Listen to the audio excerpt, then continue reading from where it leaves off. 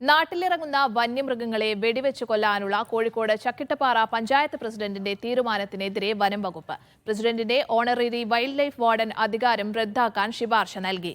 വനം വകുപ്പിന്റെ നടപടിക്കെതിരെ ജനകീയ പ്രക്ഷോഭം സംഘടിപ്പിക്കുമെന്ന് പഞ്ചായത്ത് പ്രസിഡന്റ് അറിയിച്ചു.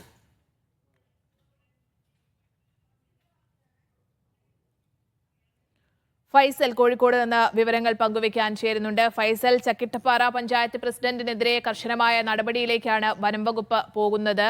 വനം വകുപ്പിന്റെ നടപടികൾ, തീരുമാനങ്ങൾ എന്തൊക്കെയാണ്? അതോടൊപ്പം തന്നെ പഞ്ചായത്തിന്റെ പ്രസിഡന്റിന്റെ ഒക്കെ അതിനെ എങ്ങനെയാണ് അവർ പ്രതിരോധിക്കുന്നത്?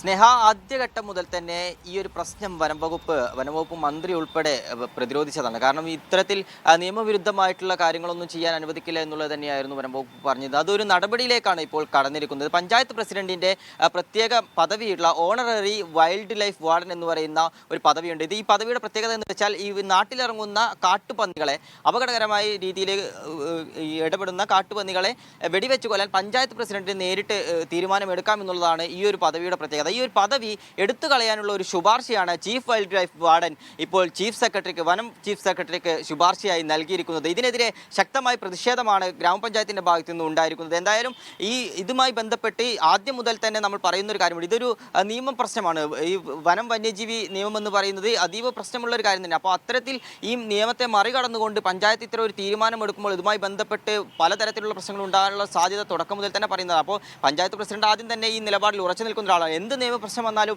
ഈ ഒരു തീരുമാനവുമായി മുന്നോട്ട് പോകുമെന്നുള്ള നിലപാടിൽ തന്നെ ഉറച്ചു നിൽക്കുകയായിരുന്നു പഞ്ചായത്ത് പ്രസിഡന്റ്. ഇനി എന്നാൽ ഇപ്പോൾ ഈ വനം വകുപ്പിന്റെ നടപടി വന്നതിന് ശേഷവും അദ്ദേഹം പറയുന്ന ഒരു കാര്യം, ഇതുമായി ബന്ധപ്പെട്ട് ജനകീയ പ്രക്ഷോഭം ഉൾപ്പെടെ സംഘടിപ്പിക്കുമെന്നുള്ളതാണ്. കഴിഞ്ഞ ഒരു പതിറ്റാണ്ട് കാലമായി ചക്കിട്ടപ്പാറയിലെ വിവിധ വാർഡുകളിൽ ഇത്തരത്തിൽ വന്യമൃഗശല്യം അതിരൂക്ഷമായി തന്നെ നിൽക്കുന്ന ഒരു സാഹചര്യമുണ്ട്.